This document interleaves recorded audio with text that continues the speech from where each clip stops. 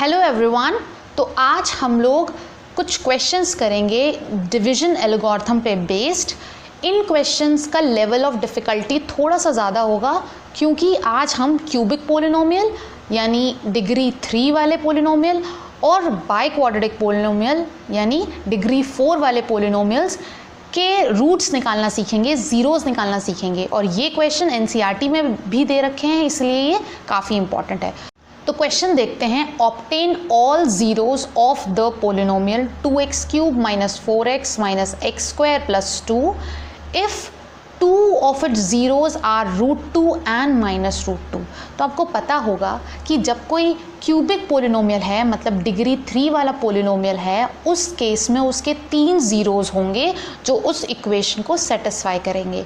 अब यहाँ पे हमारे मतलब की बात ये है कि √2 और -√2 दिए हुए हैं, मतलब 2 रूट्स तो हमें दे रखा है, एक रूट हमें फाइंड आउट करना है। अब वो कैसे फाइंड आउट करेंगे वो हम देखते हैं। Since √2 and -√2 are the zeros of fx, it follows that each one of x minus √2 and x plus √2 is a factor of fx। अब यहाँ पे ये क्या बोल रहा है कि √2 और -√2 अगर इसके ज़ीरोज़ हैं तो उसके फैक्टर भी होंगे। फैक्टर के लिए अपन क्या करते हैं कि जो रूट दे रखा होता है, जैसे रूट दिया हुआ है √2, तो आपको इसको x के बराबर लिख लेना है और फिर इसको एक साइड लिख लेना है। तो x - √2 ये एक बन गया। दूसरा, जैसे कि आपको दिया हुआ है -√2, तो आप इसको उठा के लेफ्ट में ले आएंगे तो ये हो जाएगा x + √2। तो ये आपके 2 फैक्टर्स आ गए।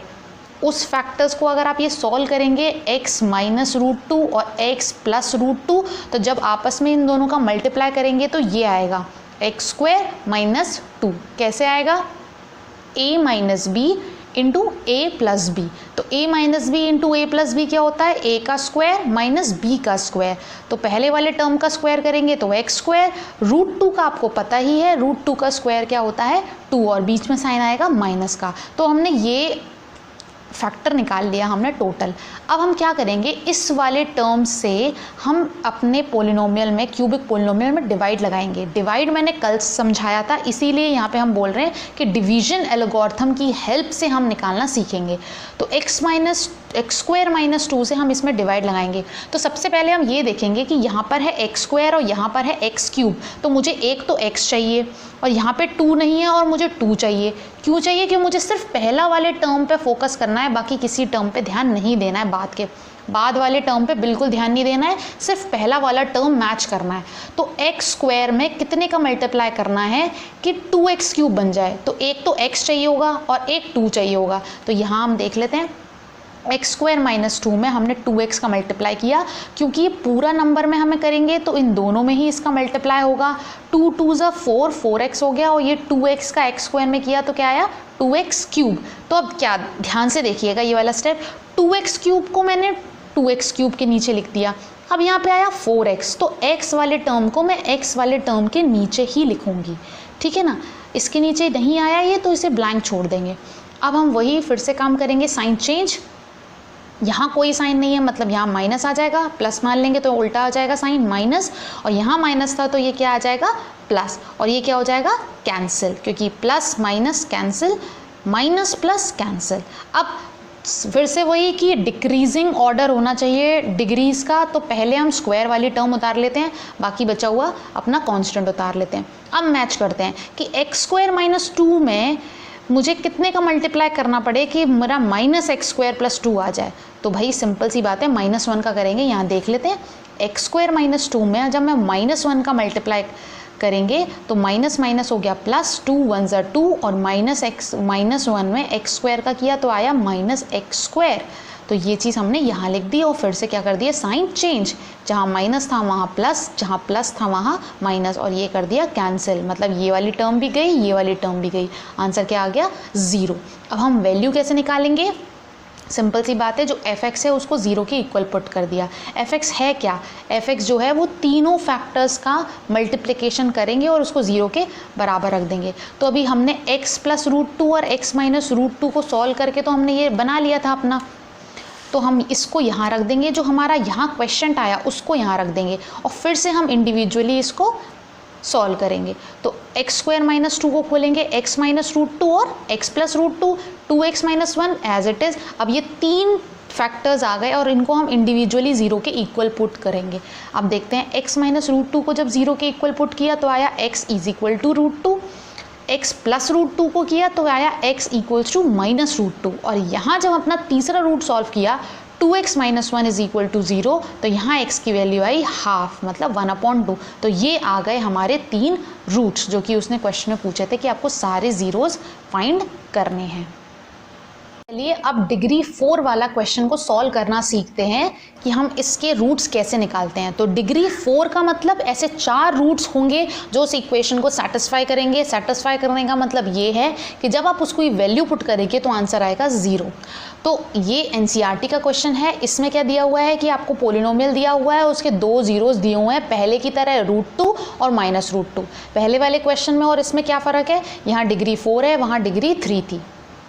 तो बिल्कुल इसमें भी हमने वही किया कि √2 और -√2 को फैक्टर के फॉर्म में रख के हमने ये अपना रेडीमेड बना लिया, जिससे हमें इसे डिवाइड लगाना है। तो अब डिवाइड करना देखते हैं कि कैसे करेंगे। x² - 2 को हमें x² का अगर ध्यान से देखें तो हमें क्या बनाना है, 2x4। तो यहाँ देखते हैं कि x² - 2 में कितने का मल्टीप्लाई करें कि हमारा 4 आ जाए। तो 2 है तो 2 पावर तो चाहिए ही होगी, और पहले टर्म में 2 यहाँ भी आ रहा है तो यहाँ मुझे 2 भी चाहिए होगा, क्योंकि यहाँ तो है ही नहीं कुछ। तो 2 2 ज़ा 4 x² और 2x² में x² का किया तो क्या आया, 2x4। अब ये वाली चीज़ मैं यहाँ पुट कर दूँगी ध्यान से। 2x4 को यहाँ लिखा, x² के नीचे x² वाली टर्म लिख दी, x³ वाली नहीं थी तो इसे खाली छोड़ दिया। अब क्या किया, साइन चेंज। तो यहाँ प्लस था, यहाँ भी प्लस है और यहाँ पे माइनस कर दिया। क्यों, सिर्फ नीचे वाले साइन को देखकर उसके साइन ऑपोजिट पलट के लिख देते हैं। यहाँ कुछ साइन नहीं है तो हम प्लस मान लेंगे, तो यहाँ पे आ जाएगा माइनस, यहाँ आ जाएगा प्लस, तो ये हो जाएगा कैंसिल। फिर वही डिक्रीजिंग ऑर्डर ऑफ डिग्री में लिखना है तो हम क्यूब वाला टर्म को पहले उतारेंगे। इसको भी सॉल्व कर लेते हैं। आप ध्यान से देखिएगा, इस ऊपर वाले साइंस का कोई मतलब नहीं है, जो कंसिडर किया जाएगा वो नीचे वाला साइन होगा। माइनस प्लस इज माइनस, 3 में से 4 गया, क्या आएगा 1, तो 1 की जगह हमने यहाँ 1 लिख लिया है, कुछ नहीं है मतलब 1 है, और साइन किसका आएगा, जो बड़ा है, तो 4 बड़ा है तो उसका साइन आ गया। अब हमने 6x भी यहाँ उतार लिया। फिर हमने स्टेप किया 2x² - 2 को मैच करवाना है 3x³ से। तो ध्यान से देखिएगा, x² में मैं कितने का मल्टीप्लाई करूँ कि x³ बन जाए, तो एक x तो चाहिए भाई, ये हो गया। अब क्या चाहिए, 3 भी चाहिए, तो 3 यहाँ तो है नहीं तो हमने 3 भी लगा दिया। अब यहाँ आगे प्लस है लेकिन हमें तो माइनस चाहिए, इसका मतलब -3x का मल्टीप्लाई करेंगे। एक बार ये वाला स्टेप यहाँ करके देख लेते हैं। x² - 2 में हमने क्या किया, -3x का मल्टीप्लाई किया, क्योंकि ये दोनों से मल्टीप्लाई होता है तो यहाँ क्या हो जाएगा, minus minus plus, 3 2 = 6x, 3x का x² में किया तो आया -3x³। जब इसका हमने इसे पुट किया, ध्यान से देखिएगा कि 3x³ है तो x³ वाले के नीचे x³ लिखा, 6x x के नीचे वाला टर्म लिखा, x² वाला नहीं है तो हमने उसे खाली छोड़ दिया। अब फिर से हमने क्या किया, नीचे के साइंस देखे उसको पलट के लिख दिया। यहाँ माइनस है तो यहाँ आया प्लस, यहाँ प्लस है तो आया माइनस, ये हो गया कैंसिल। एक माइनस और एक प्लस, एक प्लस और एक माइनस कैंसिल, क्योंकि माइनस प्लस माइनस होता है। 3x³ में से 3x³ गया 0, इसे भी सॉल्व किया तो आया 0। यहाँ क्या बचा, x², और ये बचा हमारा -2 आ रहा था तो यहाँ लास्ट वाला यहाँ उतार लाए, x² - 2। अब x² - 2 में कितने का मल्टीप्लाई करें कि x² - 2 ही आ जाए, तो +1 का। ये तो कुछ समझना ही नहीं है इसमें। यहाँ देखिए, तो हमने क्या किया, x² - 2 में 1 का मल्टीप्लाई किया तो दोबारा से हमारा x² - 2 आ गया, साइन चेंज किए तो ये रिमाइंडर क्या आ गया, 0। तो हमने पिछली बार की तरह क्या किया था कि जो पहले वाला फैक्टर था, ये वाला फैक्टर और इसका जो क्वेश्चन आया है उसको प्रोडक्ट के साथ लिख देंगे और इक्वल टू 0 कर देंगे। अब यहाँ खास बात ये है कि ये स्क्वायर है तो इसका मतलब 2 रूट्स तो यहाँ से निकल जाएंगे, ये भी स्क्वायर है तो 2 रूट यहाँ से निकलेंगे, तो हो गए हमारे 4 रूट्स पूरे। तो इसको देख लेते हैं, x² - 2 को हम क्या लिख सकते हैं, एक बार प्लस में √2 और एक बार माइनस में √2। x² - 2 = 0 पुट किया। यहाँ पे एक स्टेप नहीं लिखा गया है जो मैं यहाँ लिख के दिखा देती हूँ, x + √2 लिख सकते हैं और x - √2 लिख सकते हैं = 0। अब यहाँ से x की वैल्यू निकलेगी तो आएगी -√2, एक बार निकलेगी = 0, x = -√2, और यहाँ जब इससे आप रखेंगे x - √2 को रखेंगे तो आ जाएगा x की वैल्यू √2 हो जाएगी। तो एक बार +√2 आ जाएगी, एक बार -√2 आ जाएगी। अब चलिए देखते हैं इस वाले हिस्से को कैसे सॉल्व करेंगे। ये क्वाड्रेटिक इक्वेशन है, तो इसको क्वाड्रेटिक इक्वेशन मुझे लगता है आप लोगों को आता होगा। दोबारा से देख लेते हैं अगर आपको नहीं आता है तो। इस एक्स स्क्वायर के साथ जो नंबर लिखा होता है उसका लास्ट वाला कांस्टेंट के साथ क्या करते हैं, मल्टीप्लाई करते हैं। तो 2 का 1 में किया तो क्या आया 2। अब 2 को कुछ ऐसे तोड़ना है प्लस इस साइन को देख के कि 3 आ जाए। 2 और 1 को ऐसे तोड़ना है कि 3 आ जाए, तो 2 + 1 कर देते हैं सिंपल। 3 कैसे बन जाएगा, 2 + 1, ये साइन भारी है, x as it is, 2x² ऐसे ही आ जाएगा।